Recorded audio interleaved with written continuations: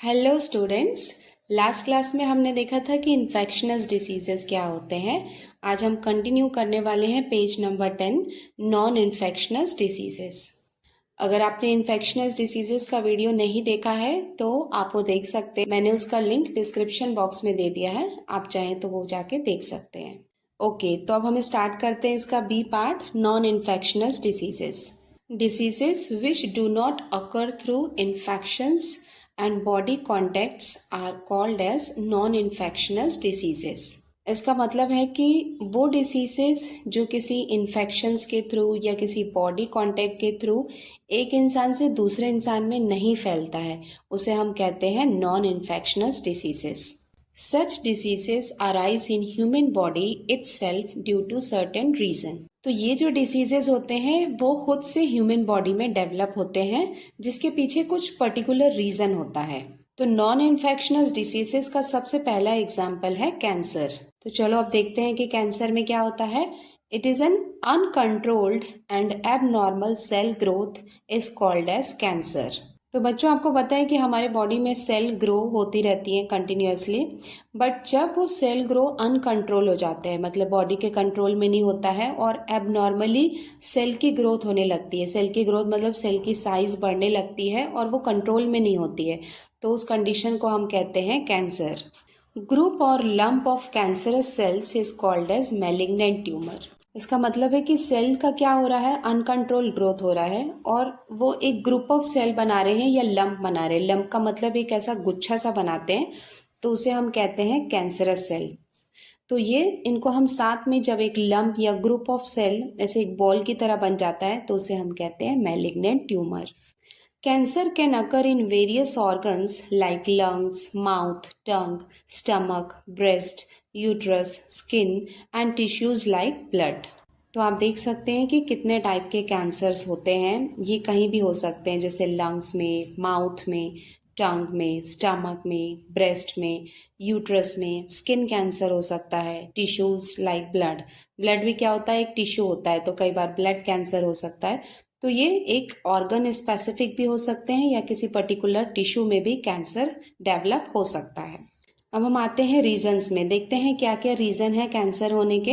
Consumption of tobacco, gutkha, smoking, alcoholism, lack of fibre content, fruit and leafy vegetables in food, excessive consumption of junk food like pizza, burger, etc.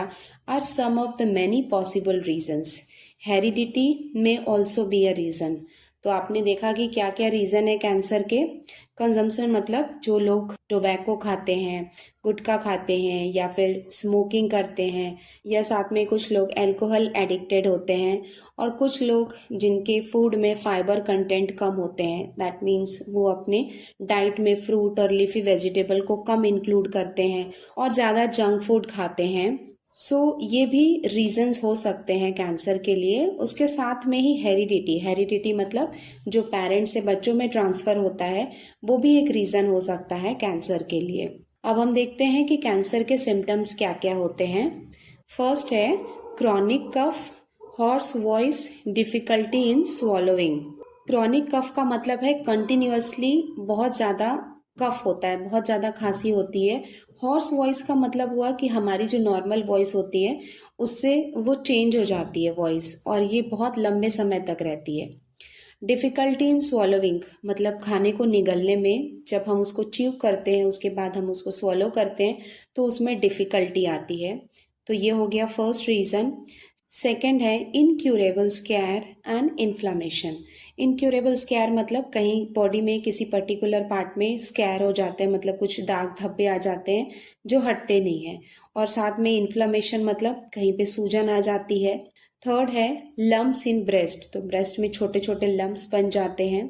Fourth symptom इसका हो सकता है unexplained weight loss, मतलब बहुत ज़्यादा weight loss होने लगता है बॉडी का। तो ये कुछ सिम्टम्स थे कैंसर के। Discuss the control of cancer and prepare poster for displaying in classroom.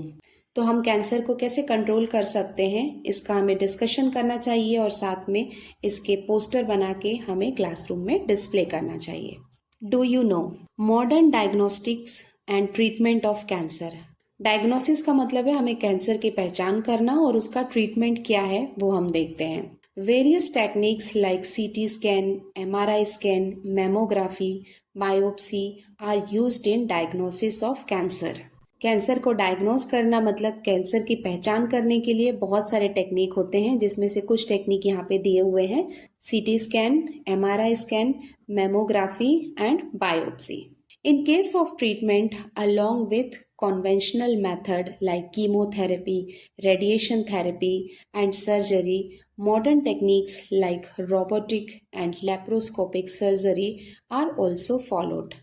तो आप देख सकते हैं कि ट्रीटमेंट के लिए कीमोथेरेपी यूज़ की जाती है, रेडिएशन थेरेपी यूज़ की जाती है, कई बार सर्जरी से भी हम कैंसरस सेल को रिमूव करते हैं और आजकल कुछ मॉडर्न टेक्निक्स भी आ गई हैं जैसे कि robotics and laparoscopic surgery. Always remember, control diet helps to prevent some types of cancer. Physical exercise along with modern treatment is more beneficial to cure the cancer. Avoid addictions like tobacco chewing, smoking, etc. इसका मतलब है कि हम diet को control करके कुछ type के cancer से प्रिवेंट कर सकते हैं। इसके साथ में ही physical exercise along with modern treatment, तो ट्रीटमेंट के साथ साथ अगर फिजिकल एक्सरसाइज भी की जाए तो कैंसर को क्योर करने में बहुत हेल्पफुल होगा वो। और उसके साथ में ही अवॉइड एडिक्शंस। कौन कौन से एडिक्शंस को अवॉइड करना चाहिए? टोबैको चीविंग मतलब जो लोग तंबाकू चबाते हैं उसको अवॉइड करना चाहिए, स्मोकिंग अवॉइड करना चाहिए, जिससे कैंसर से प्रिवेंट हो सकते हैं। तो ये तो हो गया बच्चों कैंसर, जिसमें हमने कैंसर का रीज़न देखा, उसके सिम्टम देखे और हम उसको डायग्नोस करने के लिए कौन कौन से टेक्निक यूज़ करते हैं वो हमने देखा, और उसके साथ में ही उसके ट्रीटमेंट में कौन कौन से टेक्निक्स यूज़ होते हैं वो भी हमने देखा। So this is all about cancer. चलो अब आगे देखते हैं कौन से डिसीज़ के बारे में दिया हुआ है। Can you tell, do you remember any person drinking the sugar free tea और avoiding consumption of sweets? What may be the possible reason for this? क्या आपने आसपास में कभी किसी ऐसे इंसान को देखा है जो शुगर फ्री टी लेता है या फिर स्वीट्स को अवॉइड करता है? क्या आप इसका रीज़न बता सकते हैं कि वो क्यों शुगर को अवॉइड कर रहा है? यस, सेकेंड डिसीज़ जो दी हुई है वो है डायबिटीज़, और ये है इससे कनेक्टेड। शुगर फ्री टी और साथ में ही स्वीट्स को अवॉइड करना, ये है रिलेटेड डायबिटीज़ से। चलो देखते हैं डायबिटीज़ क्या होता है। The hormone insulin produced in pancreas control the level of sugar glucose. The hormone insulin produced in pancreas controls the level of sugar glucose in blood. If insulin is secreted in low quantity, sugar level cannot be controlled. This disorder is called as diabetes. देखो, आपने digestive system पढ़ा होगा 7th standard में, जहाँ पे आपने देखा था पैंक्रियाज। तो पैंक्रियाज एक हार्मोन रिलीज करता है। कौन सा हार्मोन रिलीज करता है? Insulin hormone. और इंसुलिन हार्मोन का क्या रोल होता है? इंसुलिन जो हमारा ब्लड शुगर होता है उसको कंट्रोल करता है। जब इंसुलिन का सिक्रीशन लो हो जाता है, इंसुलिन का प्रोडक्शन लो हो जाता है, देन जो ब्लड शुगर लेवल होता है वो कंट्रोल नहीं होता है और वो कंटिन्यूअसली बढ़ने लगता है। और जब ब्लड शुगर लेवल हाई हो जाता है तो उस कंडीशन को हम कहते हैं diabetes. Symptoms which can not be ignored, तो कुछ सिम्टम दिए हुए हैं जिन्हें हमें कभी भी इग्नोर नहीं करना चाहिए। फ्रीक्वेंट यूरिनेशन एट नाइट, मतलब नाइट के टाइम में बार बार यूरिनेशन की फीलिंग आने लगती है। इंक्रीज्ड ओबेसिटी, मतलब मोटापा बढ़ने लग जाता है, और वेट लॉस या फिर वेट लॉस होने लग जाता है। तो ये दोनों बहुत कॉमन सिम्टम है डायबिटीज के, कि नाइट टाइम में बहुत ज़्यादा बार बार फ्रीक्वेंटली यूरिनेशन की फीलिंग आना, और उसके साथ में ही वेट बहुत बढ़ जाना या फिर वेट का बहुत कम हो जाना। So these are the symptoms of diabetes. Reasons for diabetes, अब हम देखते हैं कि डायबिटीज का रीजन क्या होता है। हेरिडिटी, हेरिडिटी मतलब ये कई बार जनरेशन टू जनरेशन पेरेंट्स से बच्चों में ये पास होता है। सेकेंड रीजन होता है ओबेसिटी, मोटापे के कारण भी कई बार डायबिटीज होती है। लैक ऑफ फिजिकल एक्सरसाइज, अगर फिजिकल एक्सरसाइज बहुत कम हो। मेंटल स्ट्रेस, अगर मेंटली इंसान बहुत ज़्यादा डिस्टर्ब है, बहुत ज़्यादा स्ट्रेस फील हो रहा है, तो these are the different reason for the diabetes.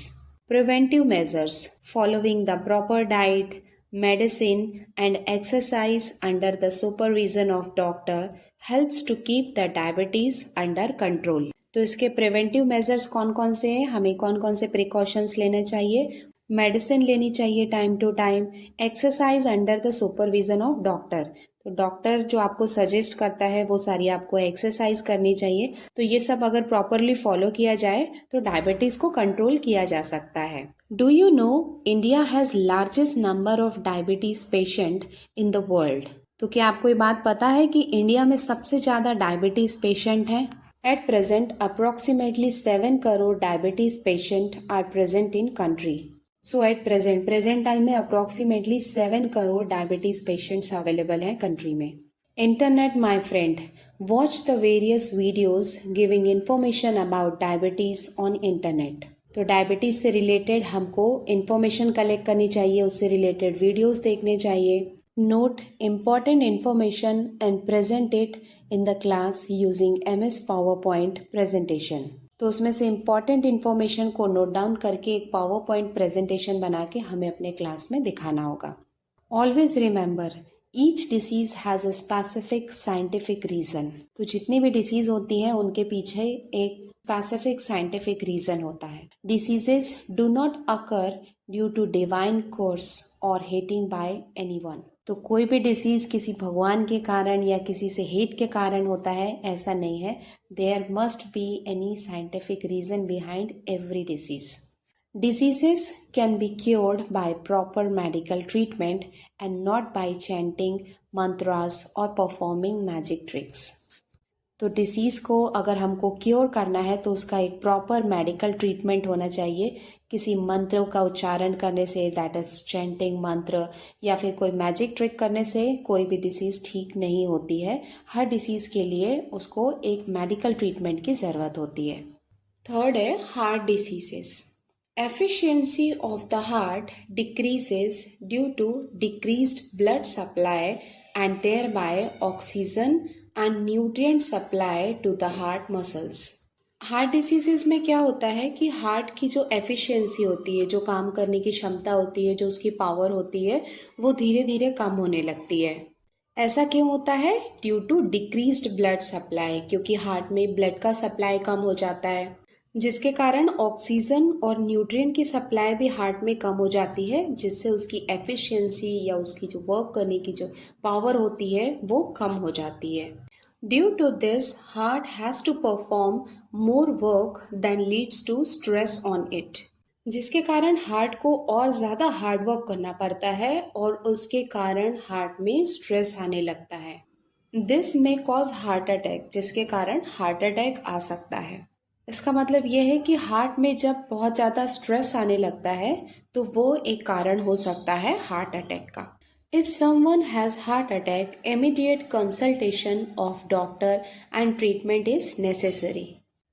अगर किसी को हार्ट अटैक आ जाए तो उसे तुरंत डॉक्टर के पास ले जाके कंसल्टेशन करनी चाहिए और साथ में ही रिक्वायर्ड ट्रीटमेंट हमको उसको दिलानी होती है। One should not ignore these symptoms. तो अगर ऐसे सिम्टम्स हैं तो हमें उनको कभी इग्नोर नहीं करना चाहिए।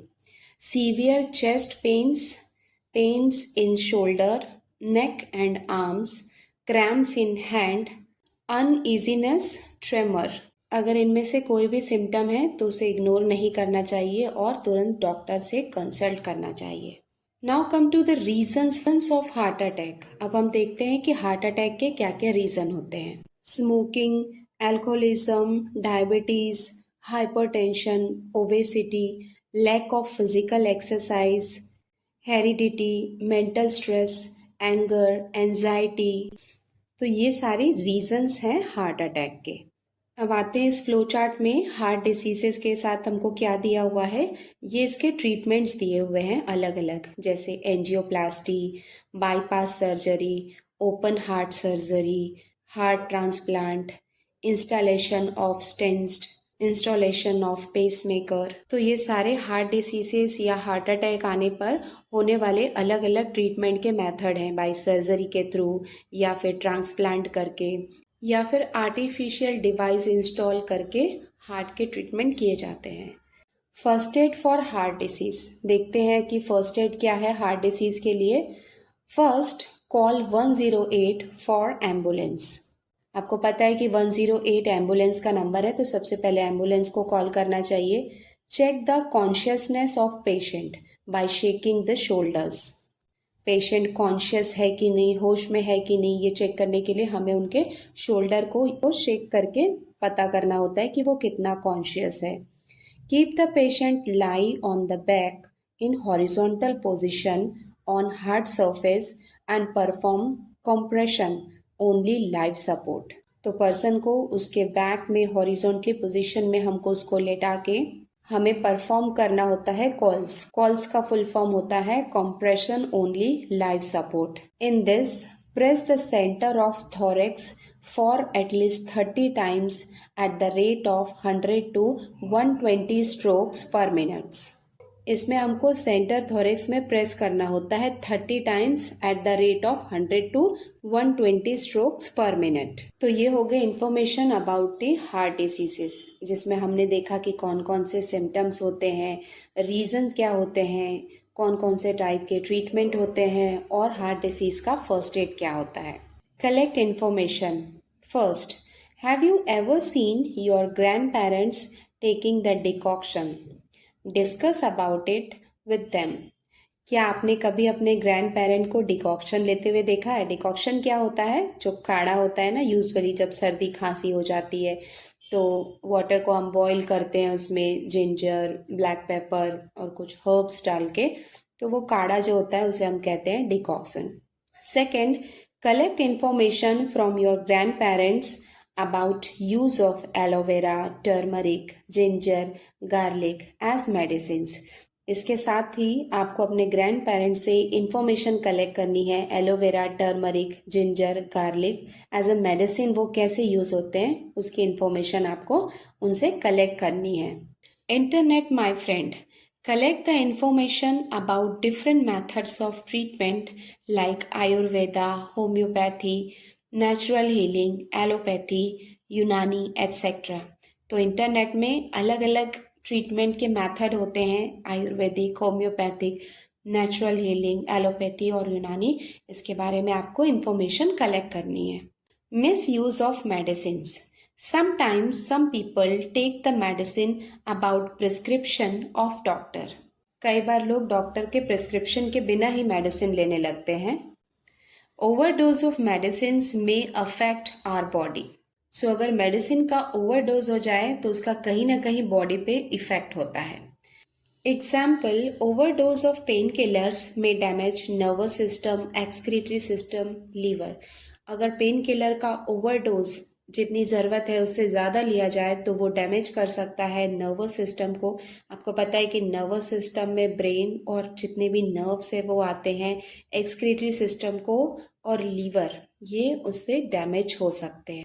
ओवरडोज ऑफ एंटीबायोटिक्स में लीड टू नॉसिया, स्टमक एक, dysentery, rash, white patches on tongue etcetera. अगर एंटीबायोटिक्स, यूजुअली हम एंटीबायोटिक्स कफ एंड कोल्ड में भी लेते हैं, तो अगर उसका भी ओवरडोज हो जाए तो नॉशिया मीन्स बेचैनी, स्टमक पेन हो सकता है, डिसेंट्री हो सकता है, लूज मोशन, रैशेस या फिर टंग में वाइट पैचेस हो सकते हैं।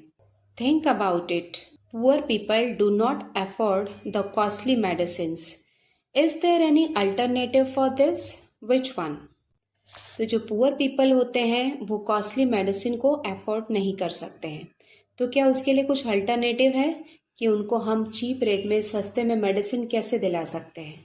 उसका जवाब आपको दिया हुआ है फिगर 2.6 में, जो है जेनेरिक मेडिसिन। अब हम देखते हैं कि जेनेरिक मेडिसिन्स क्या होती हैं। Generic medicines are also known as general medicines. तो उसे हम जर्नल मेडिसिन्स भी कहते हैं। These are manufactured and distributed without any patent.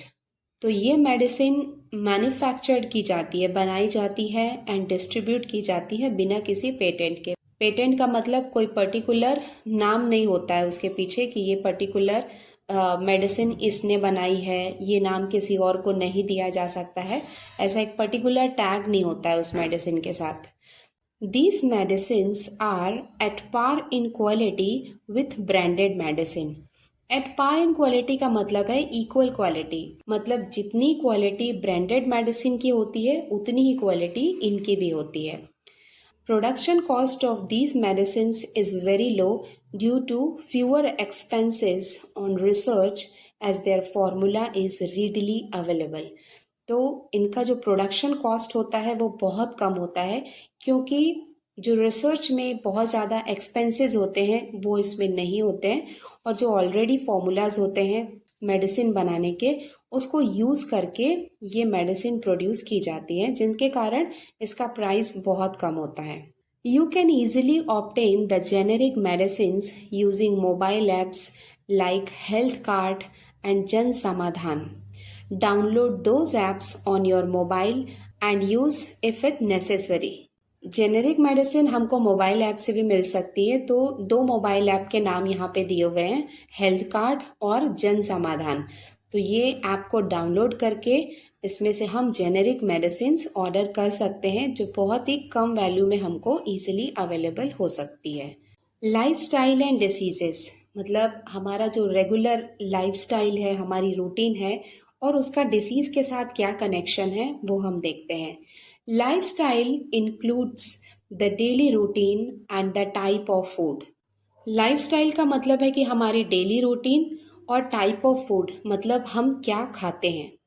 Nowadays habit like staying in bed till late morning and going to bed late night, frequent changes in meal timing, lack of physical exercise, consumption of junk food, etc. have been increased. आजकल की routine कैसी होती है कि late से उठना और रात में बहुत देरी से सोना और हमारा जो फूड का मील का खाने का जो टाइमिंग है वो भी कंटिन्यूअसली चेंज होता रहता है. फिजिकल एक्सरसाइज नहीं होती है और उसके साथ में ही जंक फूड ज़्यादा खाया जाता है. तो ये आजकल बहुत ज़्यादा बढ़ चुका है. Due to this such people are getting sick frequently. Lifestyle जो अब चेंज हो चुकी है उसके कारण पीपल बहुत जल्दी सिक हो जाते हैं, मतलब बहुत जल्दी वो बीमार हो जाते हैं. If frequently of becoming sick is to be lowered, people should follow right lifestyle. तो अगर हमें बहुत जल्दी जल्दी बीमार नहीं होना है तो हमें एक राइट लाइफस्टाइल का मतलब एक प्रॉपर लाइफस्टाइल को फॉलो करना होगा. डेली की जो रूटीन है वो प्रॉपरली फॉलो करनी होगी.